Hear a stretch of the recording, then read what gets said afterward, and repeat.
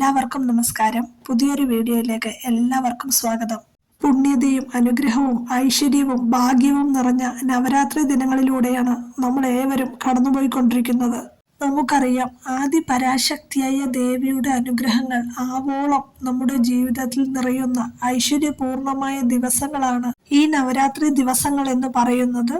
വ്രതങ്ങളുടെ റാണിയായിട്ടാണ് നവരാത്രി വ്രതം അറിയപ്പെടുന്നത് തന്നെ. അത് നിങ്ങൾക്ക് ഏവർക്കും അറിയാമല്ലോ. ഈ വ്രതം അനുഷ്ഠിച്ചാൽ ആഗ്രഹ പൂർത്തീകരണവും ദുരിതനാശവും കാര്യവിജയവുമാണത്രേ ഫലം. അതായത് മനസ്സ് എന്താഗ്രഹിച്ച് ദേവിയെ ഒന്ന് വിളിച്ചാലും ഒരാവർത്തി കൂടി വിളിക്കാൻ സമ്മതിക്കാതെ ദേവി നമ്മുടെ ആഗ്രഹങ്ങൾ സാധിച്ചു തരുന്ന അത്ഭുത ദിവസങ്ങളാണത്രേ നവരാത്രി ദിവസങ്ങൾ എന്ന് പറയുന്നത്. അതായത് ക്ഷിപ്രപ്രസാദിനിയാണ് ദേവി ഈ ദിവസങ്ങളില്. മാതൃഭാവത്തിലാണ് ദേവി ഈ സമയങ്ങളില് ഉള്ളത് കേട്ടോ. അതായത് നമ്മുടെ അമ്മമാരോട് എന്ത് ചോദിച്ചാലാണ് വേണ്ടെന്ന് പറയുന്നത് അല്ലേ? നല്ലതായിട്ടുള്ള കാര്യങ്ങളെ കുറിച്ചാണ് കേട്ടോ പറയണത്. നല്ലതല്ലാത്ത കാര്യങ്ങള് എന്ത് തന്നെ പറഞ്ഞാലും ചിലപ്പോൾ നമ്മുടെ അമ്മമാര് നമുക്ക് സാധിച്ചു തന്നോന്ന് വരില്ല. അതായത് നല്ലതായിട്ടുള്ള എന്ത് കാര്യം നമ്മൾ ചോദിച്ചാലും മാതൃസ്വരൂപിണിയായ ദേവി രണ്ടാമതൊന്നും ആലോചിക്കാതെ, നമ്മൾ രണ്ടാമതൊരാവർത്തി ചോദിക്കാനുള്ള ഇട വരുത്താതെ നമ്മളുടെ ഏതാഗ്രഹവും നടത്തിത്തരും കേട്ടോ. അങ്ങനെ നമ്മുടെ ഏതാഗ്രഹവും നടത്തിത്തരുന്ന ദിവസങ്ങളാണ് ഈ നവരാത്രി ദിവസങ്ങൾ എന്ന് പറയപ്പെടുന്നത് കേട്ടോ. നമ്മൾക്ക് എത്ര പേർക്ക് ഇതിന്റെ പ്രാധാന്യം പൂർണ്ണമായും അറിയും എന്നെനിക്കറിയില്ല. അത്രയും ഐശ്വര്യപൂർണമായ ദിവസങ്ങളാണ് ദേവി നമ്മുടെ ഭവനങ്ങളിൽ വരുന്ന ദിവസങ്ങളാണിത്. അതുകൊണ്ട് തന്നെ അത്രയും തയ്യാറെടുപ്പോടെ ദേവിയെ നമ്മളെ വരവേൽക്കാൻ അണിഞ്ഞൊരുങ്ങി നിൽക്കേണ്ടതായിട്ടുണ്ട്. നമുക്കറിയാം, ഇന്ന് ജീവിതത്തിലെ പല കാര്യങ്ങളിലും തടസ്സങ്ങൾ നേരിട്ട് കൊണ്ടിരിക്കുന്ന സമയം കൂടിയാണിതല്ലേ. അത് തൊഴിൽപരമായിട്ടാണെങ്കിലും കുട്ടികളുടെ വിദ്യാഭ്യാസപരമായിട്ടാണെങ്കിലും കുടുംബ പ്രശ്നങ്ങളാണെങ്കിലും ഇല്ലെങ്കിൽ ഇപ്പൊ വിവാഹ തടസ്സങ്ങളാണെങ്കിലും സാമ്പത്തികപരമായിട്ടുള്ള എന്തെങ്കിലും പ്രശ്നങ്ങളാണെങ്കിലും സാമ്പത്തിക ബുദ്ധിമുട്ടോ അങ്ങനെ എന്തെങ്കിലും പ്രശ്നങ്ങളോ തടസ്സങ്ങളോ ആണെങ്കിലും അങ്ങനെ പല തരത്തിലുള്ള പ്രശ്നങ്ങളും തടസ്സങ്ങളുമാണ് നമ്മൾ നേരിട്ട് കൊണ്ടിരിക്കുന്നത് അല്ലേ. ഈ ദിവസങ്ങളിൽ അതിവിശിഷ്ടമായ നവരാത്രി വ്രതം ഒന്ന് എടുത്തു നോക്കൂ. പ്രത്യേകിച്ച് അമ്മമാരും കുട്ടികളും ഈ വ്രതം അനുഷ്ഠിച്ചാല് നമ്മളുടെ ഏത് ആഗ്രഹവും സാക്ഷാൽ ആദി പരാശക്തി അമ്മ മഹാമായ നടത്തിത്തരുന്ന അത്ഭുത ദിവസങ്ങളാണ് ഈ നവരാത്രി ദിവസങ്ങള്. നമ്മൾക്കിത് അനുഭവിച്ചു തന്നെ അറിയാൻ സാധിക്കും കേട്ടോ. നവരാത്രി വ്രതം എന്ന് കേൾക്കുമ്പോൾ തന്നെ നമ്മൾക്കൊരു ചിന്തയുണ്ട്, കുട്ടികള് അല്ലെങ്കിൽ പഠിക്കുന്ന വിദ്യാർത്ഥികൾക്ക് മാത്രമാണ് ഈ വ്രതം എന്നുള്ളത്. പക്ഷേ അങ്ങനെയല്ലാട്ടോ. മാതൃസ്വരൂപിണിയായ ദേവിയുടെ അനുഗ്രഹം കിട്ടാനായിട്ട് ഏത് പ്രായത്തിലുള്ളവരാണെങ്കിലും ഈ വ്രതം എടുക്കാവുന്നതാണ് കേട്ടോ. നമ്മള് ഈ 9 ദിവസങ്ങളില് വ്രതം എടുക്കാൻ ആർക്കും സാധിച്ചു എന്ന് വരില്ല. അതിനാൽ പറ്റുന്നത് പോലെ 7 ദിവസം എടുക്കാം, അല്ലെങ്കിൽ 5 ദിവസം എടുക്കാം, അല്ലെങ്കിൽ 3 ദിവസം, അതുമല്ലെങ്കിൽ ഏറ്റവും കുറഞ്ഞത് 1 ദിവസമെങ്കിലും ഈ വ്രതം എടുക്കേണ്ടതായിട്ടുണ്ട്. കൂടുതലായിട്ടും കണ്ടുവരുന്നത് നമ്മൾ സപ്തമി, അഷ്ടമി, നവമി എന്നീ 3 ദിവസങ്ങൾക്ക് പ്രാധാന്യം നൽകിക്കൊണ്ട് വ്രതം എടുക്കുന്നതായിട്ടാണ്. ഇപ്രാവശ്യം നവമി തിരി 2 ദിവസങ്ങളിലായി വരുന്നതിനാൽ ഈ വർഷം 11 ദിവസം നീണ്ടു നിൽക്കുന്ന വ്രതാചരണമാണ് ഉള്ളത്. അതും നമ്മൾ ശ്രദ്ധിക്കേണ്ടതായിട്ടുണ്ട്. ഇനി ഈ വർഷത്തെ നവരാത്രി വ്രതം അനുഷ്ഠിക്കേണ്ടത് എങ്ങനെയെന്ന് നമുക്ക് വിശദമായിട്ടൊന്ന് നോക്കിയിട്ട് വരാം. അഷ്ടമി തിരി സന്ധ്യയ്ക്ക് വരുന്ന ദിവസമാണ് പൂജ വെക്കേണ്ടത്. നമുക്കറിയാം, വിദ്യാർത്ഥികൾ അതിനനുസരിച്ച് ഇപ്രാവശ്യം സെപ്റ്റംബർ 29 തിങ്കളാഴ്ച വൈകിട്ട് 6:45 പൂജ വെക്കേണ്ടത്. കുട്ടികളാണെങ്കിൽ അവരുടെ പുസ്തകങ്ങളും ബാക്കി എല്ലാവരും അവരുടെ തൊഴിൽ സാധനങ്ങളുമാണ് പൂജയ്ക്ക് വെക്കേണ്ടത്. നമുക്ക് നമ്മുടെ വീടുകളിലോ അല്ലെങ്കിൽ ക്ഷേത്രങ്ങളിലോ പൂജയ്ക്ക് വെക്കാവുന്നതാണ്. വീട്ടിലാണെങ്കിൽ വൃത്തിയുള്ള സ്ഥലത്തോ അല്ലെങ്കിൽ പൂജാമുറിയിലോ നമ്മൾ ശരീരശുദ്ധിയോടെ പ്രാർത്ഥിച്ചുകൊണ്ട് നമ്മൾ പൂജയ്ക്ക് വെക്കാവുന്നതാണ്.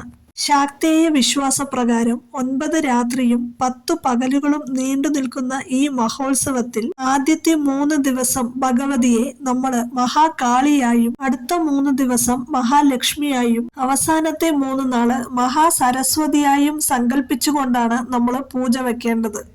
ഇനി ഈ 9 ദിവസം പൂർണ്ണമായിട്ടും വ്രതം നോൽക്കാൻ കഴിയാത്തവർക്ക് അഷ്ടമി, നവമി ദിവസങ്ങളിൽ മാത്രം വ്രതം നോൽക്കാവുന്നതാണ്. അല്ലെങ്കിൽ പൂർണ്ണ ഉപവാസം എടുക്കാൻ കഴിയാത്തവര് ഉച്ചവരെ മാത്രം ആഹാരങ്ങൾ ഒഴിവാക്കിയിട്ട് ഈ ദിവസങ്ങളിൽ വ്രതം എടുക്കാവുന്നതാണ്. മത്സ്യമാംസാദികള് സാധാരണ എല്ലാ വ്രത ദിവസങ്ങളെ പോലെ തന്നെ പൂർണ്ണമായിട്ടും ഉപേക്ഷിക്കേണ്ടതായിട്ടുണ്ട്. ഇനി ഒരു നേരം മാത്രമായിട്ട് അരിഭക്ഷണം ചുരുക്കാൻ കഴിയുകയാണെങ്കിൽ അത് ഏറ്റവും നല്ലതാണ്. ഇതൊക്കെയാണ് നമ്മൾക്ക് സിമ്പിളായിട്ട് ചെയ്യാവുന്ന കാര്യങ്ങൾ എന്ന് പറയുന്നത്. ഇനി രണ്ടാമത്തെ കാര്യം എന്ന് പറയുന്നത്, ഓരോ ദിവസവും 9 പ്രാവശ്യം ദേവിയുടെ ഈ മന്ത്രം ഒന്ന് ജപിക്കാൻ ശ്രദ്ധിക്കുക. ഓം ധും ദുർഗായേ നമ. ഇത് ദേവിയുടെ പൂർണ്ണമായ അനുഗ്രഹങ്ങൾ നമ്മൾക്ക് ലഭിക്കുന്ന ഒരു മന്ത്രമാണിത്. ഇത് തീർച്ചയായും ദേവിയെ മനസ്സറിഞ്ഞ് നിറഞ്ഞ് വിളിച്ചിട്ട് ഇത് ചൊല്ലാൻ ശ്രമിക്കുക കേട്ടോ. ഇനി മൂന്നാമത് ചെയ്യേണ്ടുന്നൊരു കാര്യം എന്ന് പറയുന്നത്, നമ്മള് സൂര്യോദയത്തിന് മുന്നേ എണീറ്റ് കുളിച്ച് വിളക്ക് കൊളുത്താൻ ശ്രമിക്കുക.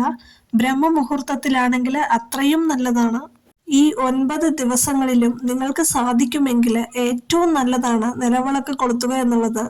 അതുപോലെ തന്നെ ദേവിയുടെ ചിത്രത്തിന് മുന്നിൽ ഒരു ചിരാതിൽ അല്പം നെയ്യൊഴിച്ചിട്ട് ഒരു നെയ്വിളക്ക് ഈ 9 ദിവസവും കൊളുത്തി വെക്കുകയാണെങ്കിൽ അത്രയും ഐശ്വര്യവും അത്രയും ദേവിയുടെ സാന്നിധ്യം നമ്മളിൽ നിറയുന്നത് നമ്മൾക്ക് അറിയാൻ സാധിക്കും. കുട്ടികൾക്കൊക്കെ വളരെ നല്ലൊരു കാര്യമാണിത്. പഠനത്തിലൊക്കെ നല്ലൊരു മികവും ഉണർവും നിങ്ങൾക്ക് തന്നെ അറിയാനായിട്ട് സാധിക്കും. അമ്മമാര് കുട്ടികളെയും കൊണ്ട് ഇതൊക്കെ ഒന്ന് ചെയ്യാനായിട്ട് ശ്രമിക്കണം കേട്ടോ. അതുപോലെ തന്നെ ദേവീ സ്തുതികള്, അറിയാവുന്ന ദേവീ കീർത്തനങ്ങളൊക്കെ ചൊല്ലാനായിട്ട് ശ്രമിക്കുക. വലിയ വലിയ സ്തോത്രങ്ങളോ മന്ത്രങ്ങളോ കീർത്തനങ്ങളോ അങ്ങനെ ഒന്നും ചൊല്ലേണ്ടതിന്റെ ഒരു ആവശ്യവുമില്ല. നമ്മൾക്ക് അറിയാവുന്ന ചെറിയ ചെറിയ സ്തോത്രങ്ങളോ കീർത്തനങ്ങളോ മാത്രം ചൊല്ലിയാൽ മതിയാകും. അതുപോലെ അമ്മമാര് അറിയാമെങ്കിൽ ഈ ദിവസങ്ങളില് ലളിതാ സഹസ്രനാമം ചൊല്ലുകയാണെങ്കിൽ വളരെയധികം ഐശ്വര്യവും അനുഗ്രഹവും നമ്മുടെ കുടുംബങ്ങളിലെല്ലാം വന്നു ചേരുന്നതാണ്.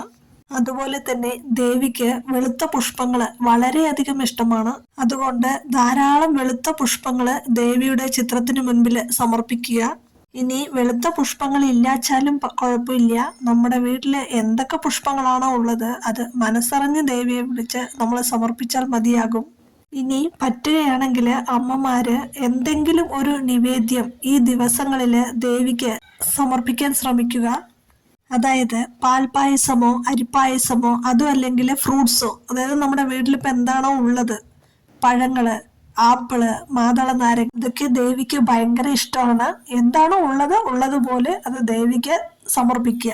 ഇനി നാലാമത് നമ്മൾക്ക് ചെയ്യാവുന്ന ഒരു കാര്യം എന്ന് പറയുന്നത്, കുട്ടികൾക്ക് സരസ്വതി പൂജ ദിവസങ്ങളിൽ വളരെയധികം അനിവാര്യമാണ്. പ്രത്യേകിച്ച് അഷ്ടമി നവമി ദിവസങ്ങളിൽ, അതായത് സെപ്റ്റംബർ 29, 30, ഒക്ടോബർ 1 എന്നീ തീയതികളില് ഈ ദിവസങ്ങളില് പുസ്തകങ്ങള്, പേന, വാദ്യോപകരണങ്ങൾ എന്നിവ ദേവിയുടെ മുൻപിൽ വെച്ച് നമുക്കറിയാവുന്ന ദേവി കീർത്തനങ്ങൾ ചൊല്ലിയ അതിലും വലിയൊരു അനുഗ്രഹം നമ്മൾക്ക് കിട്ടാനില്ല എന്ന് തന്നെയാണ് പറയുന്നത്. അതുകൊണ്ട് കുട്ടികളൊന്നും മുടക്കം വരുത്താൻ പാടുള്ളതല്ല ഈ ദിവസങ്ങളില്. ഇനി അഞ്ചാമത് ചെയ്യാവുന്ന ഒരു കാര്യം എന്ന് പറയുന്നത്, വലിയ പൂജാ വഴിപാടുകളോ ഒന്നും തന്നെ ആവശ്യമില്ല.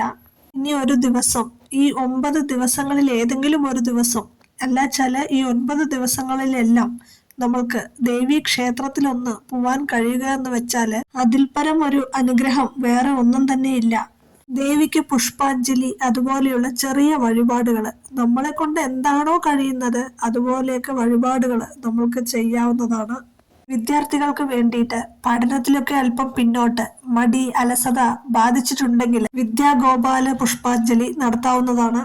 അങ്ങനെ പൂർണ്ണ വ്രതത്തിലൊന്നും പോവാതെ നമ്മൾക്ക് പറ്റാവുന്ന രീതിയിൽ ഈ 5 കാര്യങ്ങൾ ചെയ്യുകയാണെങ്കിൽ ഈ നവരാത്രി ദിനത്തിന്റെ പുണ്യത, ദേവിയുടെ മുഴുവൻ അനുഗ്രഹങ്ങളും നമ്മൾക്ക് ലഭിക്കുന്നതാണ്. ചിന്താശുദ്ധിയോടെ ഒറ്റത്തവണ ചെയ്താലും അത് 100 പൂജകൾ ചെയ്തതിന്റെ ശക്തിയാണെന്നാണ് ആചാര്യന്മാർ പറയുന്നത്. അതുകൊണ്ട് തന്നെ 9 ദിവസം മുഴുവൻ വ്രതം എടുത്ത് നമ്മൾ നോറ്റാലും ഒരു ദിവസം ഭക്തിയോടെ നമ്മൾ ചെയ്താലും പ്രധാനം നമ്മുടെ ഭക്തിക്കും പ്രവർത്തിക്കുമാണ്. അതുകൊണ്ട് കുട്ടികളൊക്കെ തന്നെ ഇതൊന്ന് ശ്രദ്ധിക്കുക. നമ്മുടെ ഭക്തിയും പ്രവൃത്തിയുമാണ് നമ്മുടെ ചിന്തയെയും പഠനത്തെയും സ്വാധീനിക്കുന്നത്. ദേവിയുടെ അനുഗ്രഹം നിങ്ങളിൽ ഉണ്ടാവാനായിട്ട് ഈ പറയുന്ന ചെറിയ ചെറിയ കാര്യങ്ങളെല്ലാം ചെയ്യുക. തീർച്ചയായും അമ്മ മഹാമായ മാതൃസ്വരൂപിണിയായ ദേവിയുടെ അനുഗ്രഹം ഈ ദിവസങ്ങളിലും തുടർന്നുള്ള നിങ്ങളുടെ ജീവിതത്തിലും ഉണ്ടാവട്ടെ എന്ന് പ്രാർത്ഥിക്കുന്നു. അപ്പോൾ എല്ലാവർക്കും നവരാത്രി ആശംസകൾ നേരുന്നു.